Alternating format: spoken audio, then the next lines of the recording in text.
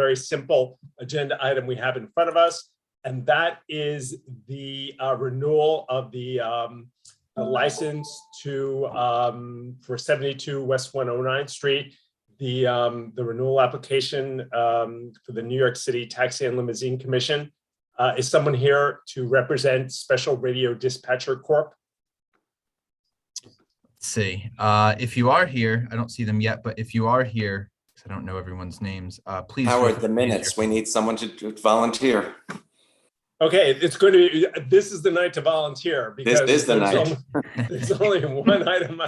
Sarah gets. Sara beat me. Yes. Plus, we don't write down what every person said. We just write down what happened and right. So, yeah, is anyone here from to represent the applicant? If you are here, raise your hand and we'll promote you. Howard, Max, this is the second month we're scheduling this particular item, right? They did not show last month. Yeah, That's I right. believe so. Yeah. What do you know when our ULERP time is up? Doing the math. I don't have the specific date, but you would think it's now soon since we've kicked it down I would think the road. so. If they miss another one, they could just not, Well, actually, we do have a hand raised. Maybe this is the individual. Oh, great. I've Daniel just Pena. promoted them. I didn't know this was a Euler. It is. I think renewal of Hello. base stations are. Daniel, are you here for the applicant? Yes, I am. Can you hear me? Absolutely. Why don't you go Great. ahead? Okay, I was muted. I was trying to get your attention. Please go ahead. Can you give us your Okay. name? Yes, my If there's name is been any Daniel changes Pena. to the operation? No, it has been no changes. We still operate the same way. Car service, we do mostly medical transportation. We do have a few clients around the neighborhood that we take to their appointments, to and from. And then we bill the medical, their insurance. So it's basically not free transportation, but they don't have to come up with money out of their pockets. Same number of vehicles using the base station? Yes, we have approximately 12 vehicles now. It's gone down since the pandemic, but Sure. we handling the load. Great. Anyone have any questions? Did you post this renewal anywhere in the neighborhood? Yes, I did, sir. I had a few buildings in the neighborhood, and then I went to 110th Street, Columbus, 108th Street, Columbus, 109th Street and Columbus Avenue, and also Manhattan Avenue. Great. Great. Shall we call the question? Yes. Absolutely. All those in favor? I'm a verbal yes. I can't raise my hand. I'm on the bus right Andrew, now. do you want to do the count? Let me see what I can see. 1, 2, 3, 4, 5, 6. Howard, you're a yes. 7. Yes. I see 7. Who was that? Doug? Yeah, I was able to raise my hand now. Yeah, I see your hand uh, up. So that's okay, 7. Great. And I think that's everybody. Wait. Sorry to interject so abruptly. I saw I just pulled Susan out of the attendees pile. She may want to vote. She's not a committee member. Ah, okay. Sounds good. Then proceed. Sorry about that. We can do that on board members in favor. Yeah. But that was 7-0-0-0 for the committee. So let's lower the hands if we can. How do I lower? I don't know that I can lower them all. I got it. Okay, thanks, Max. And board members in favor of the approval? Non-committee board members? Susan, I see. Rich. And Rich. Okay. I think that's everybody. So that's 2000. Great. Great, it passes. 5 minutes into the meeting, we're done with our agenda. Can we tell the I have- gentleman that this has to go to full board and when that is? Yes, that's right. Daniel, this will have to go to full board, and off the top of my head, I feel like that is May 3rd. It's Tuesday at 6:30. Right. First Tuesday of the month. Okay, do I have to attend the meeting? You don't have to, but if there's any questions, we can't answer them. You could. Okay, so I will be present. Okay, Thank you great. so much. Thank you Okay, so much, Daniel. Thank you, Bye-bye. guys, gentlemen and ladies. Thank you. Have a good night. You too. Good night. You. Thanks. You too. I think under old and new business, I think on a lot of people's minds is what happened this morning on the subway, Right. and Andrew's the perfect person to address that. So, Yeah. Andrew. Yeah, it was a horrifying event. We don't know the motive yet. Obviously, they have closed in on the U-Haul that this perpetrator used, and police have surrounded it. They haven't gone into it yet, I don't believe. For some reason, we have cameras in all 472 subway stations. The reports are that the cameras at 36th Street apparently were not working. I don't know if that's all of them or just one of them. We are waiting to hear on that. However, what the MTA is doing, because we have cameras just about everywhere, is prior to 36th Street on the stations emanating from Coney Island on the way on the N line up to 36th Street, they are checking all the cameras to see if this person and their description was shown on any of those cameras. So we can they do have a picture, but these cameras give a fabulous picture. So we're waiting to see if any of the other stations, of which there are 12 or 15 prior to 36th Street, would reflect this perpetrator's face, and then that will give them even more ammunition. But this we don't know why this person did this. It could have happened in the street as it happened. It happened in the subway. It was a coward. Obviously, he's tried to smoke up the car and then blow people away. Fortunately, one of his weapons jammed, thank goodness. And fortunately, thank God, nobody was fatally hurt. But it's all too much. We last week had record post-pandemic ridership, and then this kind of crap happens. It's just horrifying. We've got to get guns out of the reach of people. It's almost easier to get a gun today than it is an Omni card. I mean, it's just ridiculous. Everybody has them, and we've got to stop this. Andrew, do we know what kinds of guns he was using? Were they handguns? It was a semi-automatic assault weapon. Just one? Just one, I believe. And they recouped it, and they recouped a lot of his so-called merchandise, which means that hopefully they will also get fingerprints. And then they will also check that with the rental of this Arizona license plated U-Haul van, which is sitting near Kings Highway in the Gravesend section of Brooklyn now, which they don't want to go in yet in case it's wired. They are trying to find out everything they can. But everybody from the police commissioner to the governor to the mayor from Gracie Mansion because he has COVID, to the chair of the MTA, to even the president sounded off on this today. I mean, it's just too much. I'm just going to quick interject and say that an individual that wants to speak just raised their concern in the Q&A. Karen, I can promote you if you click the prompt. Karen Aronson, is that who you mean?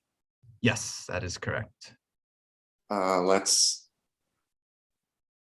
change role to Karen. panelist so we can hear from her. Oh, we can hear you. Actually, Karen, you'll have to unmute one more time.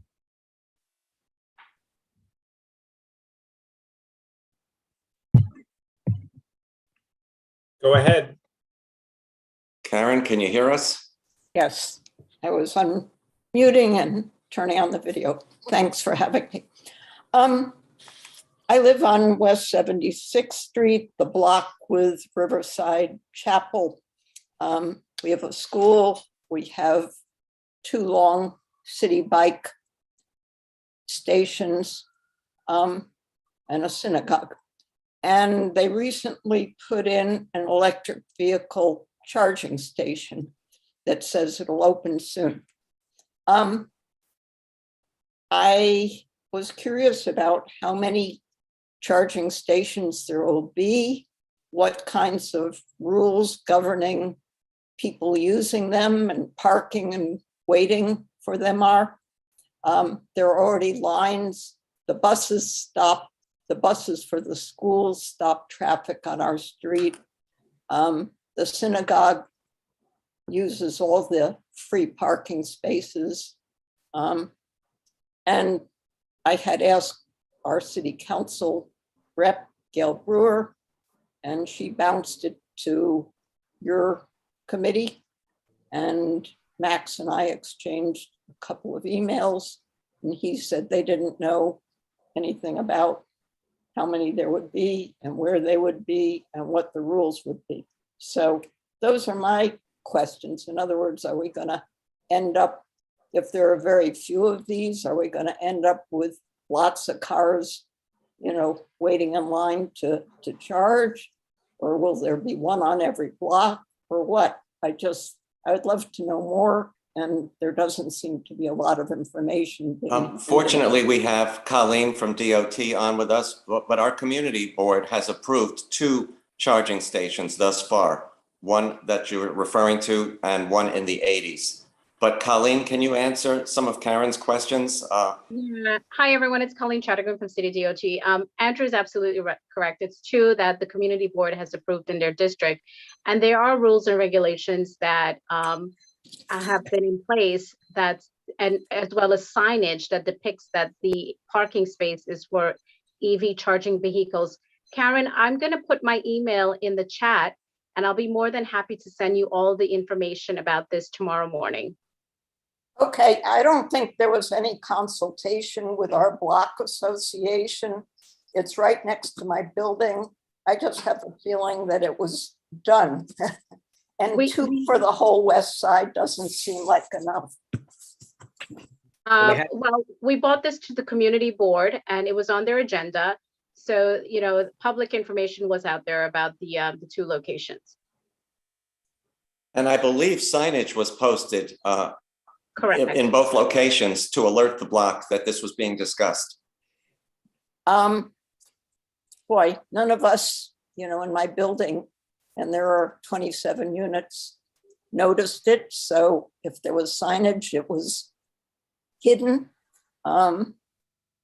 So Karen, if I could ask you this, yeah. is your reservation about this, how many people will be waiting to use it, or the fact that it's using up potential parking spaces, or that you're worried that it's going to block the block and throughput for an emergency vehicle? I mean, what's exactly your issue? Well, the first and third, I have no sense of how many EVs there will be, how soon. We already have blocked the block because of the buses and because of the synagogue and the nursery school. And here comes one more thing. We already have all the city bikes that ride on the sidewalk and ride in the wrong direction. It seems like a lot for our block, to be honest. But let's ask Colleen this important question. Colleen, if somebody should just pull up that is a non-electric vehicle and park at one of these stations, who checks on that? Is it NYPD? Is it DOT? Who would that be? It's NYPD, and they would get a parking summons. If they're not an EV vehicle, they should not be utilizing that spot. And to follow up on that, has NYPD, either precinct, because one is in each precinct, have they been notified of the location of these 2 charging stations? Yes, they have. We've shared it with them, and we are continuing to monitor them. So far, we haven't had any issues with any of the stations. Oh, they're not live yet, or at least the one on our block isn't. So I don't think there's an issue. There's simply people who park there because there's, and they're not blocking anyone. When are they getting turned on? Colleen, do you have an answer for that one? I can find out, but I know they've been, from what I've gathered, that they've been active. I know the other one has been active. Active meanings they are turned on. They are turned on. They are turned on, yeah. Okay, well, that's very recent then. I can go look. Yes, please, let us know. And I will give you my email info in the chat. Thank you. Thank you, welcome. Karen. I also just want to jump in and say the individual that I thought might be coming tonight, Christina, has introduced herself in the chat, so we can promote her now. And maybe Christina can weigh in about a different issue. Great. I have a question. My hand's raised. Before we Lorraine. before we Lorena? go to another item, I just want to go back to Karen and she's dropped off. But anyway, there she is. So I just wanted Karen to know, Karen, we have a charging station on my block, and we don't have the problems of people parking there. But we rarely see lines for it. It isn't. There's no congestion on the block due to the charging station. I just want to share that. But my question for Andrew is, Andrew, do you know if the police, the MTA, are they going to resume bag checks again at subways, or at random subway stations in light of today's attack? I will find out for you. I do know that a large additional contingent of police is going to be dispatched in the system. But Erana, I used to notice when the bag check desk was set up and people didn't want a bag checked, they simply went out and went to another entrance. So I don't know how effective those bag checks actually were. But I often wondered whether just knowing that they might be there, whether that served as a deterrent, but perhaps not. I'll find out for you. Well, Going to get another briefing on this shortly. this is only somewhat tangentially related. Our state legislature has just cut the tax on gasoline, further incentivizing people to use private cars rather than mass transit. So I think that's, in my own personal opinion, to give an incentive at this moment for people to forego mass transit and use private vehicles is an awful thing. But that piece of the gasoline tax was 2/3 went to maintenance of roads and bridges, and 1/3 went to mass transit. Many of us thought that should be reversed, certainly in the downstate region versus the upstate region. But the governor has vowed to make the MTA whole for any monies lost on this temporary. My concern is that if it's so easy to just take this off, it can be taken off again at any time. It can be played with. And even if the governor does make the MTA whole, the fact is that they're reducing the cost of driving, but not reducing the cost of taking mass transit at a time when a lot of people are going to react very negatively to this event. Yeah, it's not a good move, and and actually, if you're a driver, it can affect the maintenance of your roads and bridges too. So it's not a good move for in any way. But Andrew, I thought the governor said that they would make both the transit system whole as well as the DOT, the agency responsible for reconstruction of roads and bridges. I thought that was part of the deal, no? If the state can do that, why not just dedicate funds for these purposes and not make it out of, something that we thought was in a lockbox, but apparently is not. Mm-hmm. Agreed. Who's next? Rich. Yeah, thank you. And I just want to clarify that, and Karen, I'm going to be asking you a question. So if I could go, because the main thing I want to do is ask you a question. But I want to clarify, it's not the governor making up the funds, it's us taxpayers doing it. It's the governor spending our money. But of course, I want to ask Karen the question about electric vehicles and parking.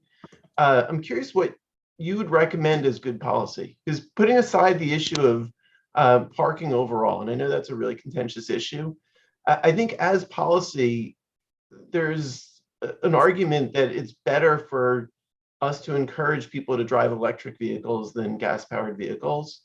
And I'm just as a board, I'm curious what your thoughts are about what should be the way for people who live in Manhattan to be able to own electric vehicles and charge them. which is something that if you live outside the city, you plug it in your garage. That's not an option for people who live in the city. I think the charging stations are fine. I'm questioning the putting it on 76th Street, which already has several parking issues with a synagogue, a school, and a chapel, and with no consultation that we were aware of. And I have no access to chat. So Colleen, I can't see where you are.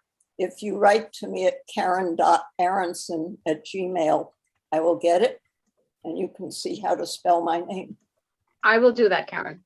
But I'm in favor of electric vehicles rather than other fuels. I don't have anything against that. All I know is all of a sudden it showed up and we have all the city bikes, the synagogue, the school, the chapel, and a nursery school.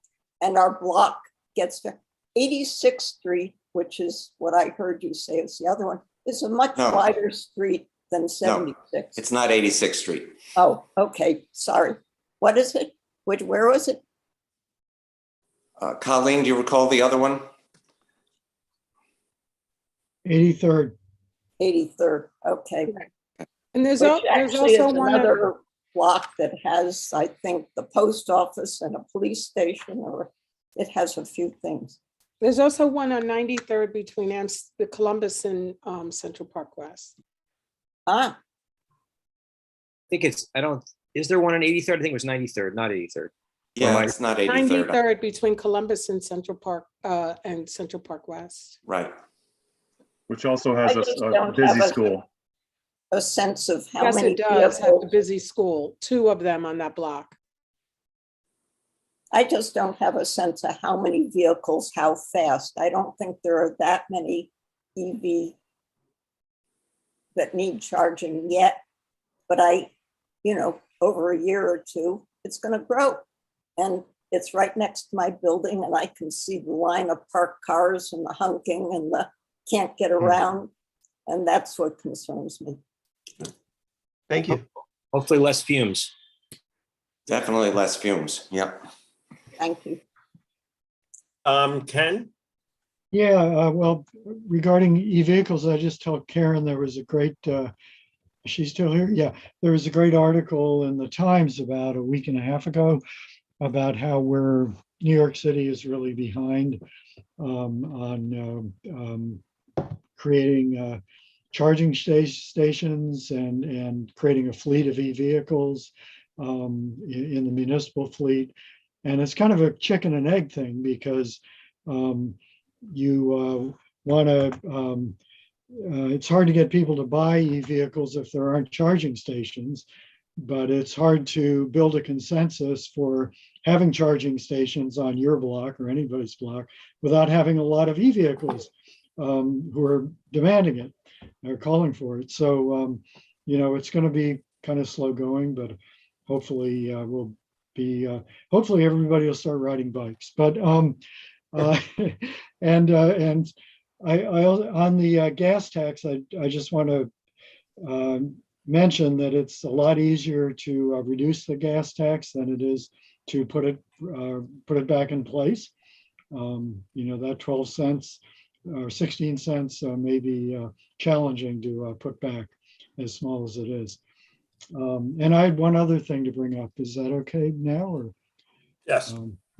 We're sort of in new business. Since Colleen is here, this afternoon on Central Park West, blocking the bike lane was a mitzvah mobile. They were in the bike lane. They had a table out on the sidewalk. They asked me twice as I tried to get around whether I was of their faith. When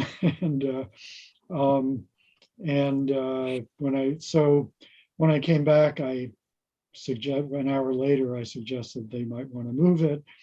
But the problem is they were able to get in there in the first place. And that's because there is no physical protection for the Central Park West bike lane right there, as there is a few blocks north, not even one of the plastic bollards. So they're very easily could get over to the curb and block the bike lane and force every single cyclist going north right before rush hour to go out into traffic. So can we get physical protection on Central Park West bike lane? I mean, no one is supposed to be obstructing the bike lane, for starters. Physical protection, I mean, we are looking as much as we can to make these bike lanes as protective as you know, as protective as we, in along the corridor. I mean, it's something that I can take back and ask like the bike division to, reevaluate that, but I can't promise you, physical protection, immediately. It's something that we would have to study. Well, now that I'm thinking about it, this guy was actually pulled over in a bus zone where the M10 pulls over. So physical protection wouldn't have done any good there anyway. But I think on those blocks, I don't believe there are any plastic bollards, and I think there used to be. And there are a couple of blocks north. There are plastic bollards. So yeah, if you it's could look into possible that they've been removed or damaged. So I'll inquire. Thank you. And see. Thank you. Doug? Yeah, I just wanted to say that with regard to Mr. Arnson's comment, there's a challenge of participation with our board. So, I just want to say that I understand that that she may, perceive that this just happened, but we certainly did have a presentation about it where lots of questions were answered about all sorts of things about how long it takes to charge and the different type of quite thorough presentation and a discussion and some Q&A, followed by, a committee vote. Prior to that, there was notices, and then after that was another full board vote.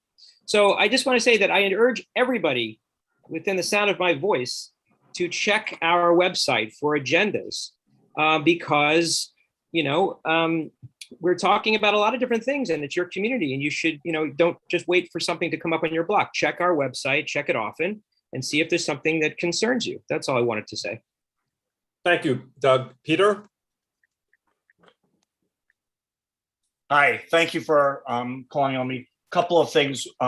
One is on the gas tax. I would much rather see it be doubled right now. I mean, we are in a crisis situation. We've already seen what's happened here in New York City, but it's around the state where people have been pushed out of their homes because of flooding and other issues. So that's one thing. Electric is much better than gas, particularly for the fumes and the dust. But we as Americans are using a huge amount more energy than is happening anywhere else in the world. And so that's an issue that needs to be addressed. This April 23rd, car-free Earth Day. The open streets on Amsterdam Avenue between 110th and 106th will be open, and we would welcome any of the community board committees to come up and do education and/or activities.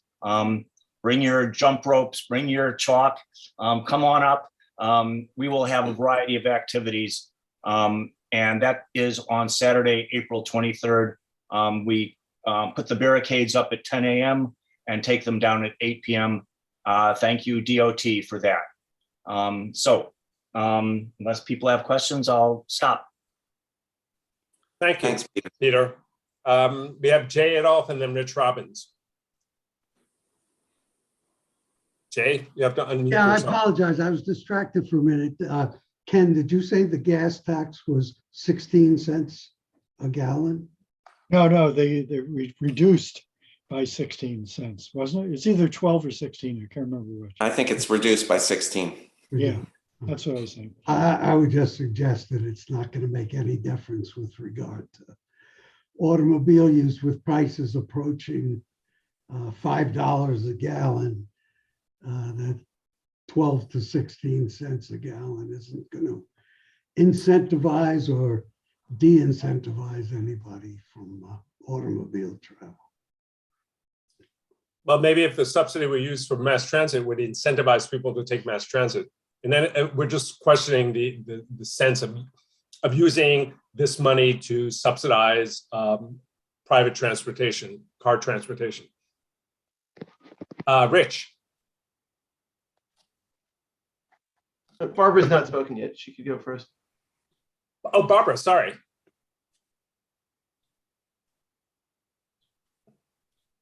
Barbara, you have to unmute yourself. You're still muted. I am sorry. I really am. Just a little question for Peter. Do you have a flyer or anything on your Earth Day activities? Because we're trying to do something at our parks meeting next week, and we'd love to talk about that. If you have anything you could send me. I will get you something, Barbara. Things are changing fairly rapidly because of the COVID. We just lost one of our activities where the person was needing to be able to travel internationally, and so she had to bow out from teaching backgammon. Oh, too bad. Okay, well, that would be great if you can get me something. Thanks, Peter. Thank you. Rich? Yeah, I just want a general comment in response to Doug, not criticizing what Doug said, but in terms of, as a board, people in our district finding out about what we're doing, I think it's the responsibility really falls on us to communicate. And I think, Karen's the exception that you're one of a handful of people in the community, and we represent over 200,000 people who's actually showing up at one of our meetings.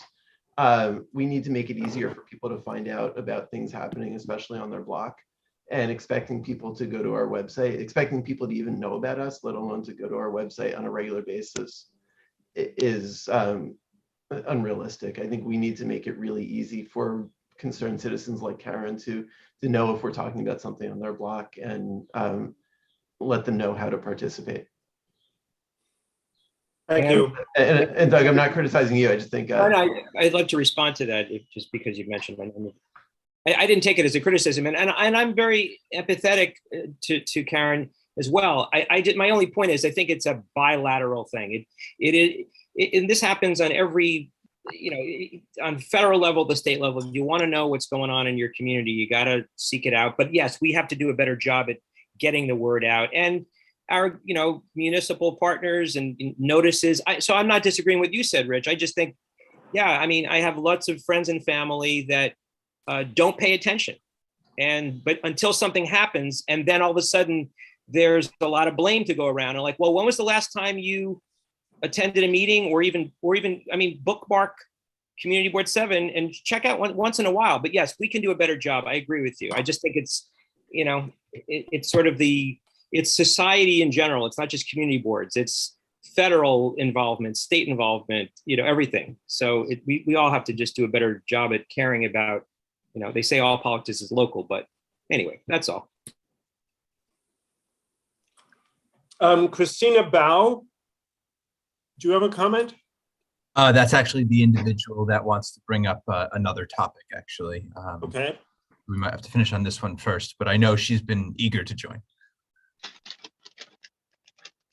Yeah. Christina? Hi, yes. Can you see me, or? We can hear you. We can hear you. Okay. Which is the most important thing. Okay, good.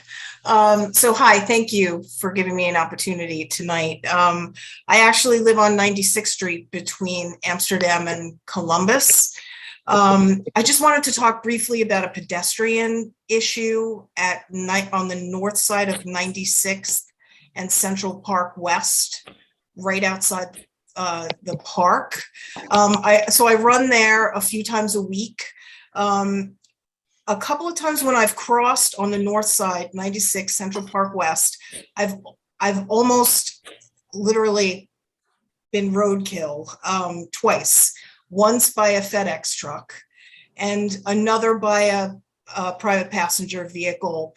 They were not looking. If I hadn't moved quickly out of the way, I'd be a statistic. So that's why I'm here. Can you tell us, please, the direction of travel of those vehicles that almost hit you? They were coming from 96th Street, making a left turn onto Central Park West. So going from 96 north. North on Central Park West. Okay, Yep. thank you. You're welcome. So I have a video. I'm not sure I can share my screen, but anyway, what I observing the light there, and I took a few videos, was when there is no arrow to go left or straight through the transverse, as soon as the light turns green at 96th Street, the walk turns white on Central Park West, and you have people just gunning it, making a left into the people who are just starting to cross Central Park West. It's definitely a hazard. I was hoping to maybe have someone hear me and agree that either, and I'm not sure about the traffic pattern on 96th Street, if this is even an option, but either a left turn signal, or if the people who are crossing Central Park West, if they could be given maybe 30 seconds, 20 seconds. Yeah, we need a split phase there. Yeah, Yep. before the green light hits on 96. So, yeah. So There's if no you're going, LPI there now. I'm sorry. There's no, it's called a leading pedestrian interval. And the walk sign turns green several seconds before the light turns green for the Right. vehicles. As far as I can see, it's simultaneously the green. That's not good. Yeah. Okay, I have a video. I'm not sure I can If share we my promote screen. her to a panelist, she would be able to share the video. Yeah, can we see the video? Sure. I believe you should have screen share capabilities. Give it a try. Okay.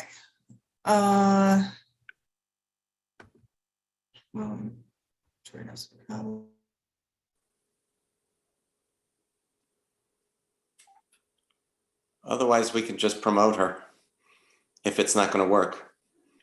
Yeah, I just did actually. Good, yeah. There we go. Oh, here we go.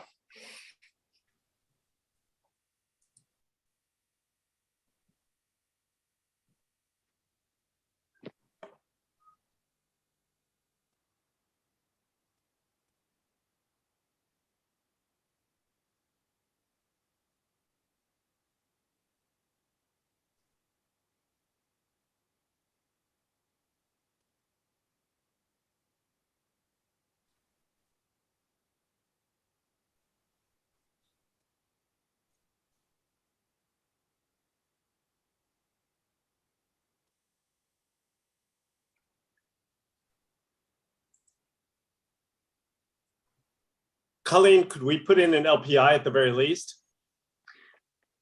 I mean, I'm waiting. I think Now, it's worth just looking turned green and the walk sign is green also. That's no good. I think it's worth looking at a split phase and an LPI. If the board can send us a resolution on that, that would be great. We already have our sort of larger resolution about left turns, where we asked, a number of intersections for you to look at a fully protected left turn, which would mean that people crossing wouldn't have anybody turning into them. And I believe you had asked the board to give us some examples of intersections where we might do that. This would be a prime candidate, I would think. It would. Yeah. But Yeah, I think we're sort of on record with this kind of thing anyway. Do you need a specific resolution? Yeah. Yes, send me a specific resolution. Okay, Colleen? so moved. Mark? Just second. questioning whether, given the resolutions to date, whether just a letter would do. Colleen, would that do it, or do you really want a full board vote? Mark, a letter would be fine as well. A letter Okay, would be why don't we good, just do a otherwise, letter? because I we think- didn't advertise a resolution on this matter, we'd have to wait a month, and with a letter, we wouldn't. That's fine. Let's do a letter. You got it, the letter. talking about Central Park West, I will share my screen. This is it. Can you see it? This is a Sure. typical scene in front of my building. There is never, I mean, literally never during the daytime, 2 lanes on Central Park West, because there are 0, for the 2.5 mile strip, there are 0 loading zones. People on Central Park West get deliveries, they move in, they move out. There is literally always 1 obstructed lane. There is never 2 lanes. I'm just showing you this as a typical example. Colleen, is there any interest in resolving this situation? Mark, can I just say, but that's also the case on Columbus Avenue. If you're on Columbus Avenue, I can specifically talk about Columbus Avenue from 93rd Street to the museum to Margaret Mead Green. If you're going south on Columbus Avenue, anytime between 7:30 or 8 a.m. and maybe till 10, it's 1 lane, because the trucks are delivering from there.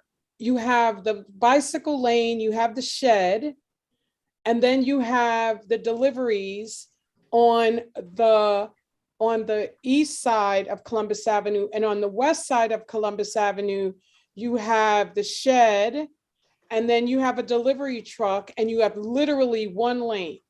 Erana, I couldn't agree more. I drive down Columbus Avenue in my car, and it's so frustrating to me. I have a photo, and I don't have it handy, of 0 lanes, because someone got frustrated and they parked in the 1 moving lane, and there was literally no movement around Columbus. Yeah, Amsterdam's like that too. Yep. Colleen, 38 months ago, we had a resolution calling for loading zones. I know it was on Central Park West. What's the status? So, I mean, Howard, Sorry, 39 months ago. thank you for being approximate. I mean, Howard, you've had conversation with Borough Commissioner Pinkart about the Right, Central and Park and why do you feel 0 is the right number of loading zones? It's not that we feel 0 is not the right number. It's just that we're not there yet. And as I mentioned to you, I did send this to my colleague, Matt, in our planning division, and they are looking into it. I'll follow up with Matt tomorrow, and I'll see where he is with the status. Okay, but my question is, this has been going on for over 3 years. What is the delay? That's what we're interested in knowing. Why is this taking so long? Honestly, Howard, I'm sorry. I noticed something on your slide. If you could put it up again for a second. Sure, sure. Yeah. Let's see, screen share. Here we go. I just took this morning. This could have been taking literally any morning on my street. So it's interesting that the hydrant is also taken up. Yeah, the Revels are parked in front of the hydrant. Yeah, that's where I was going to. Yep. We need enforcement. That's the answer. Make it 3. I was going there too. Colleen? I hear you, Howard, loud and clear. I'll follow up. I don't know why. But this is my question. You've been saying this for over 3 years. What's the delay? What's the issue? Howard, the issue is that we were not ready yet to install the loading zones in Central Park West because we would be removing, again, lots of parking spaces, I want to say, on the cross streets. I mean, we have to look at balancing it. Sometimes we create these loading zones, but they may not be utilized as, a loading zone. You might have placard parking in these spaces. To create loading zones, you also need the help of traffic enforcement, to deal with, vehicles that are parking at the curbs that really don't need to be in that space. 39 months, I mean, I just can't understand why it's taken that long, but these are the reasons that, we've looked at. And it's not to say that we wouldn't be considering creating a few spots in Central Park West. But the question is, this is an issue of safety versus parking. You're saying that parking is an issue and that is something to be concerned with, but doesn't safety raise an issue with the DOT? Howard, safety is always paramount with DOT. But if safety was paramount, how come it's taking 38 months? You know what, Howard? I don't have an answer for you. You can give Borough Okay, my question is, after 39 months, you should get an answer. That's my question.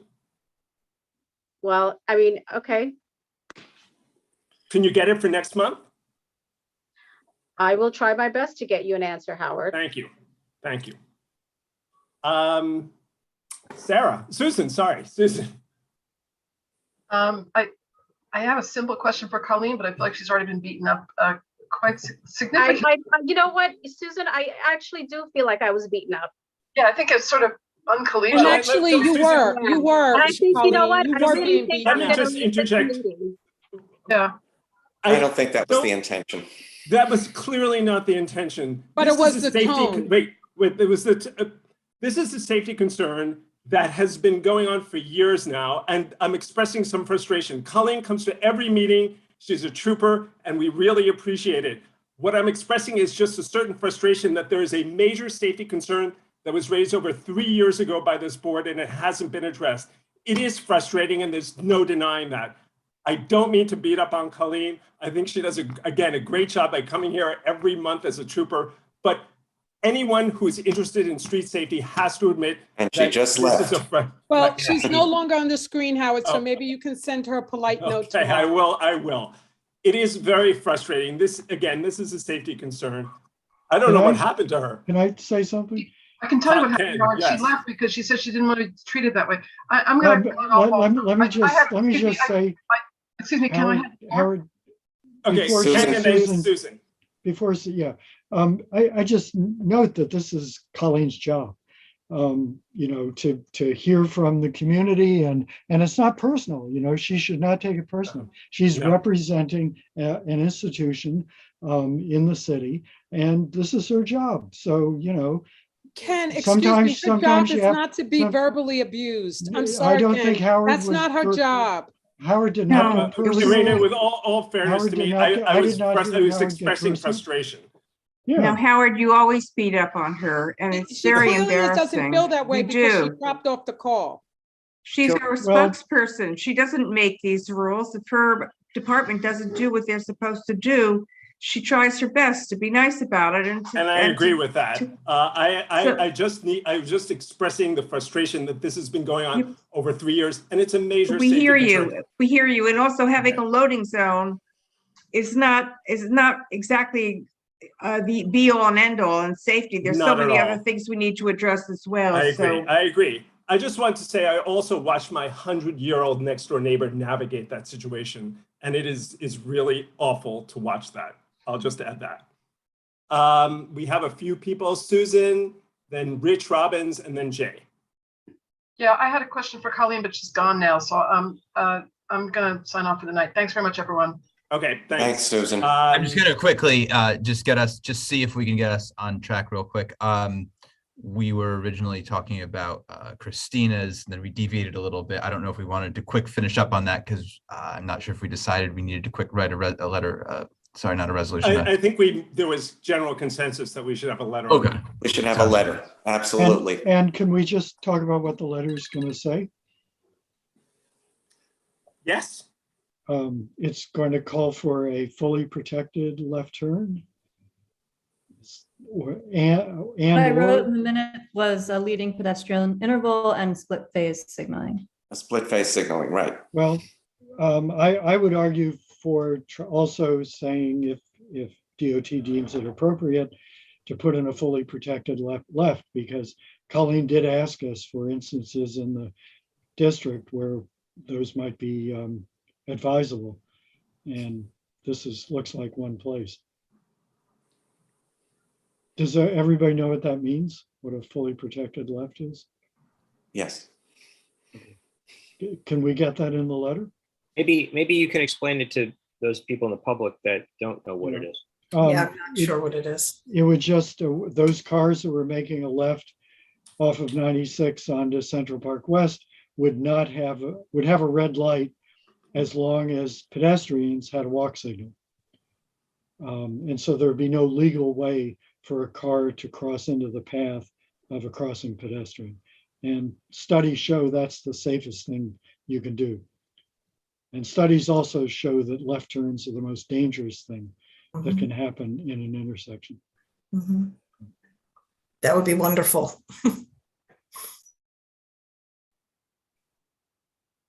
Thank you. Great. Thank you for coming.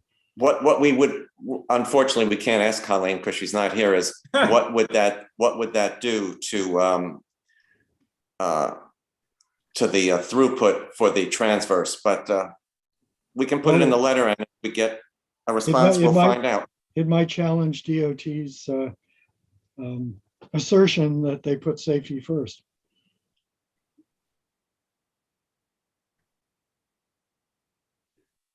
Jay? Just a quick comment following up what Erana said earlier about Columbus Avenue. The most expeditious, safest, and fastest way to solve that problem would be to not have restaurant sheds in the street on Columbus Avenue.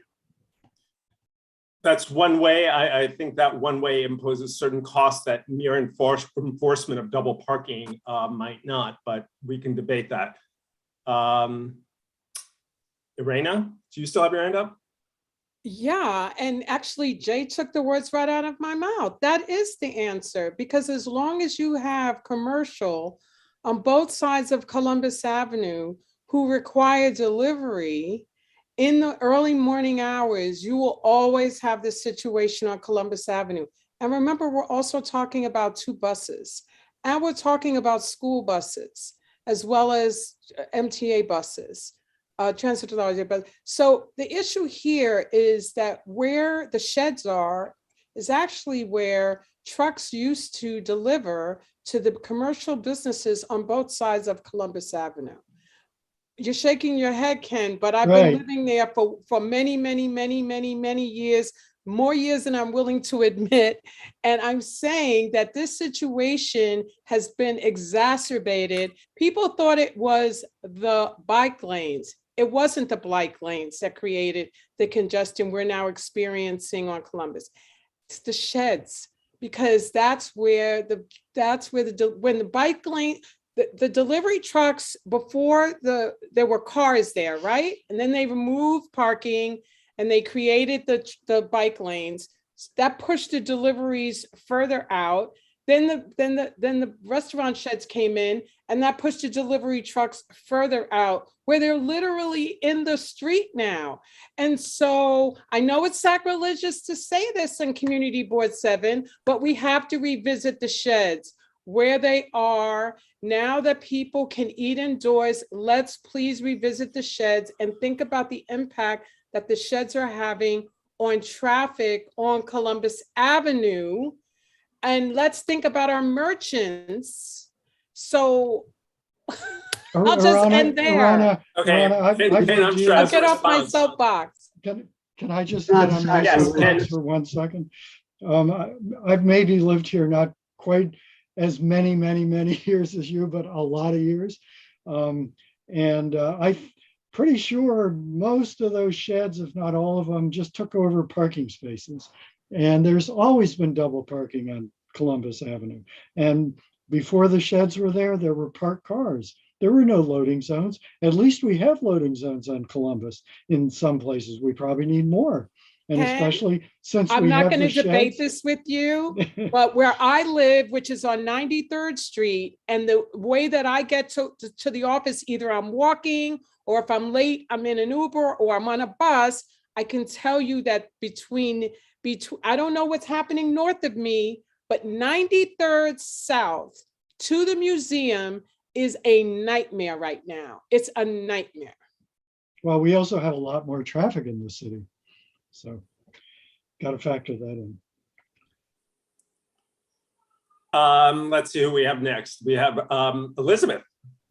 You haven't spoken, so you're next.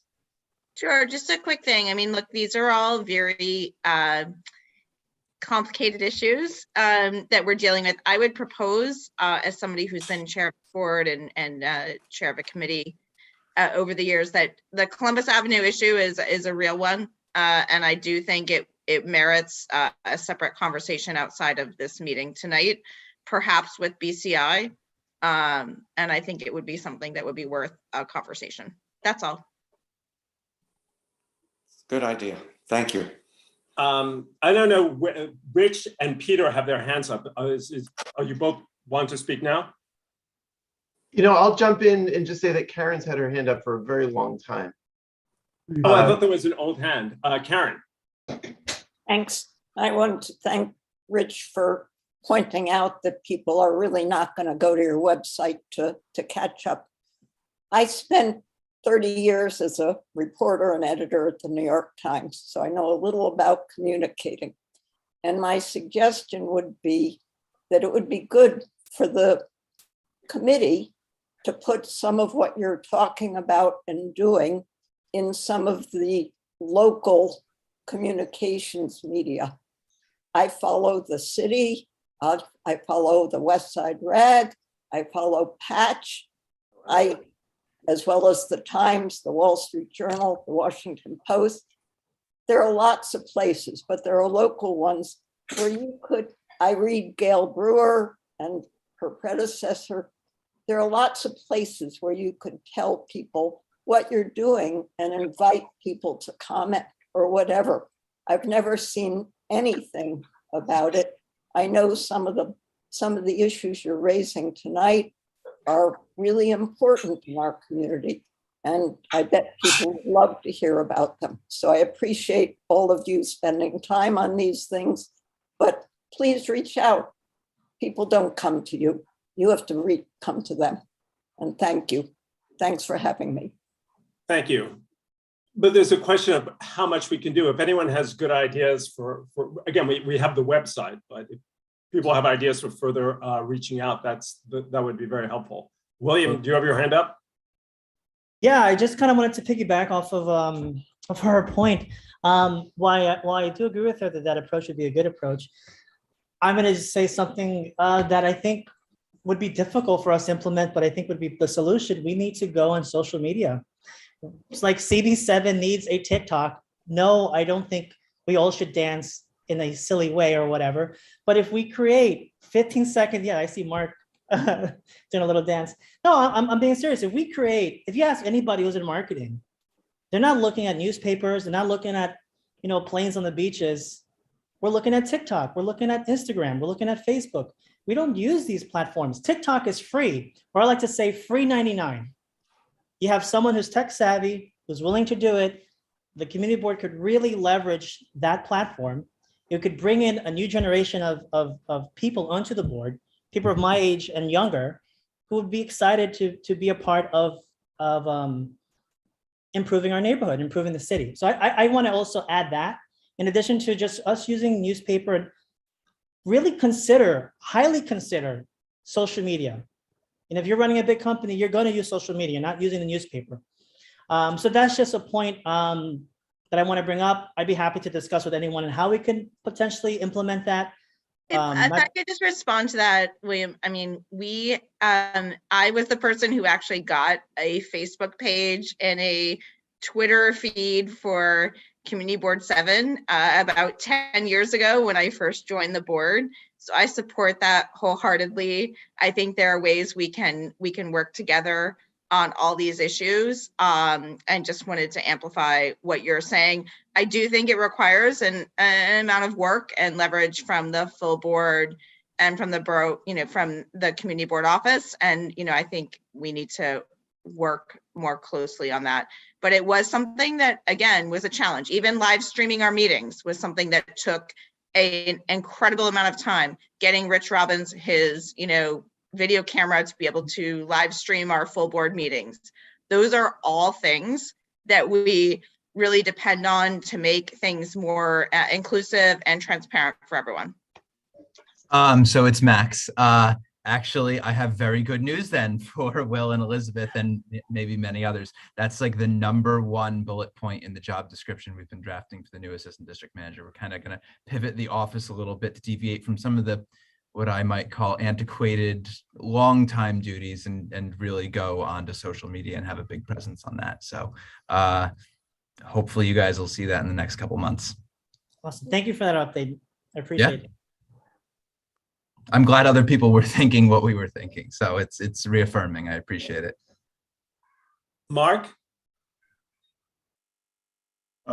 So Max has answered the question. I was going to suggest that we, following on that, I want to throw in Link NYC, those kiosks. That's the other piece that we have history with, thanks to Elizabeth, thanks to Rich. And we were pretty good at that until our teenage board colleague went to college. When we lost Julian, we lost our link to LinkedIn and all those places. So, and that was also, of course, in the middle of COVID and the office being rebuilt. So, I would I'm glad to hear that that's part of the next part of planning. The facility for it exists. We've actually shared the logins and so forth, but it really does take time. I know this because for 2 years I was the person. You have to organize the meeting agendas in order to have something to put out onto the social media. Simply saying there's a transportation committee meeting in a week, 2 weeks, 3 weeks isn't enough. And so I'm not the chair of the board anymore, but you're going to hear the same old refrain from me about if we get our agendas in early, then we have something to put, we have content as well as access. That's the other thing that we need to do. And everybody's doing a better job now than in years past, but that's really important part of what we're talking about. Sorry, I'll shut up now. I will just interject. I just downloaded a photo. This is confirming what Erana was talking about. Do you see that? This is Columbus Avenue. What this is, I was in my car. You can see the car here. This is the double parked cars on the right of the right lane, the double parked cars in the left lane, and then the cars parked here, and cars were not moving here. It was total gridlock. So again, I beg your forgiveness for my frustration, but it is enormously frustrating, and it's more than frustrating. It's literally an unsafe situation for a lot of people who are not as mobile as I may be. And so that was what you were hearing was my frustration on And that. it's another unsafe situation because when people are frustrated because they're not moving, they might speed up somewhere else. Or just sit on their horn, causing people to do things that they really shouldn't be doing. Let's see who has their hands up. I'm not sure if these are old hands. Barbara, is there something, did you want to speak? Yeah, I just wanted to say regarding that photo you just showed that, remember Columbus Avenue is a truck route. And I completely agree with Erana that we have these structures on both sides of the road. And where do you expect these trucks to go? It's one of two truck routes that we have, Well, Columbus we could and have this Amsterdam. debate. So My view is loading zones. A lot of people think the restaurant structure should go. It's a debate we should have. But the point is, we need something. That's, I think, is something we can all agree on. Yeah, and Howard, you saw all those trucks, on every single one of those trucks is making a local delivery, or they wouldn't be where they are. So we'll never have that many loading zones. And if we did, it would be just like fueling stations, they'll be occupied. So, I think I don't think you're going to really get what you want out of your loading predicted zone when we get it. started asking for all these loading zones that if a truck was making a delivery, if the loading zone was on the west side of the avenue and the truck was making a delivery on the east side, would they go into the loading zone and walk it across? No, they simply go to that side and double park.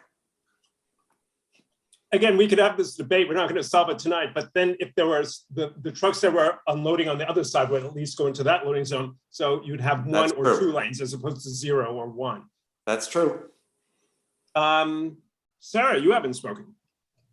I just wanted to say not all of those trucks are making local deliveries. A lot of these trucks, unfortunately, use our roads as little highways through if they don't want to go on the west side highway. I mean, it's not legal, but they do it. So I just wanted to point that out. And I think I agree with Howard that the loading zones are important, but we also need to approach other solutions to our deliveries, like micro distribution centers, cargo bikes. Like there's lots of things we could be doing as a city overall, not just us on the Upper West Side, but we have a serious delivery problem generally. But and then, oh, sorry, what? Oh. No, I was just going to say that to what you're saying, Sarah. Last year, or maybe even the year before, we talked about having a meeting with elected officials from the state of New Jersey along the turnpike, because some of the trucks that are going from uptown to midtown are actually going to Jersey, and maybe we could do some sort of deal on the tolls so that they wouldn't clog city streets. They would use the Jersey routes. And then I think we're gonna have to, we're gonna have to go over that again with congestion pricing and, are they getting sold on the GW versus, so there's gonna be a lot. But I just wanted to also, reemphasize what Ken said, that most of the places where the restaurant outdoor dining is now used to be parking. So it wasn't like there were loading zones there before. So, I don't think that has increased double parking. I remember talking about double parking years ago, long before the restaurant sheds, we were talking about the problem of double parking. But let me just add that the difference between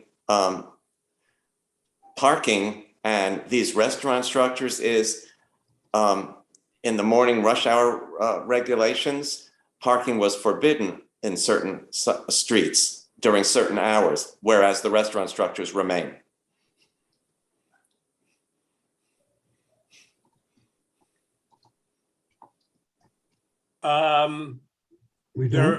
Doug, Peter, and then Rich. I would yield. I think Peter hasn't spoken, and Rich was his hands up before me, so I'd go last. Okay, Rich, then Peter, then Doug. Thank you. I just have a few quick comments and a few things. To Sara, trucks are not legal on the West Side Highway either, which, as you know.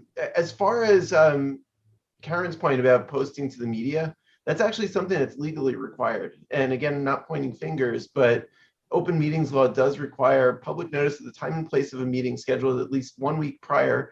Thereto shall be given or electronically transmitted to the news media and shall be conspicuously posted in one or more designated public locations.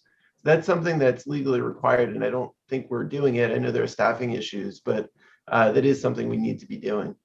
Number 3, on the topic of sheds, I've said this before, but we need a full board vote on our position on sheds, because otherwise we're just going to squabble amongst ourselves, and without having an opinion, it becomes the loudest voice wins. And number 4, a proposal for a topic for next month. One thing overall is that we keep calling for DOT to do things. And I know, Howard, you're really frustrated, and I would recommend you apologize to Colleen. I think your frustrations got a little out of hand there. But I think a big issue is we're relying on DOT largely because Colleen does show up. But even if DOT does street design changes, they're reliant on enforcement, and the enforcement's not happening. So DOT will do things, and if they're not enforced, it makes it even worse. And we need design to match what enforcement will be. And I've raised this in the past, and Colleen has said, well, we've done our part, it's up to the PD right now. But if the police are not going to enforce something, DOT making changes could make things worse. And I think we need to talk through how we can get safety improvements that actually work in real life. So it's not DOT doing something that relies on enforcement that doesn't happen. And I think that would be a really interesting discussion of how do we get changes to be made that are effective and are either self-enforcing or that actually do get enforced by the police. Peter and then Doug. Thanks. I guess I would suggest that the sheds are not necessarily the problem, that we need to look at the double parking as a delivery truck issue, where perhaps re-education would help, at least north of 96th Street, which is where my experience is. I don't have the same problems that you have down in the 70s, I admit. And I mean, your pictures were dramatic. I have not seen anything like that. I've been pleased to have 1 or 2 lanes working because it has cut down on the speeding vehicles and the irresponsible driving habits that have proliferated over the past number of years. We are all pedestrians, and we're all subject to people that are just not paying attention or are irresponsibly moving down the streets. And there's a desperate need to lower the speed limit, and for both bikes and for cars, and to re-educate people about what it means to look out for each other. It's incredibly frustrating. Thank you for your work. I'm going to have to jump off, but thanks. If people have questions, I'll stay on for another 5 minutes. Thank you, Peter. Doug? Yeah, I just wanted to point out that we were talking about traffic on Columbus Avenue, and we are lucky to have Peter and Barbara and Nicole, who is actually an attendees, 2 current bid heads and 1 former, with us right now for Columbus and Amsterdam, well, 2 Columbus and 1 Amsterdam. And so with regard to the sheds, now that the text amendment has been approved, now it's going to be the rules making, and they're going to be, hearings. And I have a feeling that we'll have an opportunity to weigh in quite a bit. And I think it is important that Community Board 7, along with our community, because community is the first word in Community Board, weighs in on how we all feel about these sheds. And, I just wanted to, just for fear of being misunderstood, I do believe that, forgive me if I'm repeating myself, but yes, the outreach, we can do a better job. And by the way, as I'm speaking to you, I'm hearing the ATVs go by on Amsterdam Avenue. So we can do a better job at promoting, absolutely, whether it's door knocking, it's public, publicizing, it's social media. But a lot of people don't know that every one of our meetings that has ever been from the time we started recording it is on the website. Every single one on YouTube. A lot of people don't know that. In the quick links, and the agendas are there, and resolutions are there. So Karen, I understand that you don't want to go to the website, and I get it. But again, let's all do better. The community has to come to us. We're all volunteers, except one person on this on this meeting right now, or I'm sorry, 2 people who are employees, but we're all volunteers. So we all have to chip in. It's our community. That's all I'm saying. Thank you, Doug. And I'll add to that one of the ways to get people involved is to show that we can be effective, that we can get change done. And you've heard frustration from me, and I've heard from frustration from other people tonight that some of what we do doesn't have the effect we hope it would. And that's one important component of getting people interested, involved, and active to show we can have an effect. And I think we all have to keep that in mind as well. Can I just add, Karen? Can I just add, Karen? You mentioned a block association, and if you wouldn't mind, we now have your name, full name, and your email address. But if you could share with Max, the block association, the contact person for the block association, and maybe their email address, or have them contact Max. Then in these meetings, we can start building a new list of active block associations that Max Jesse. Yasel can reach out to when we know what's going to be on the agenda and it's going to impact a particular.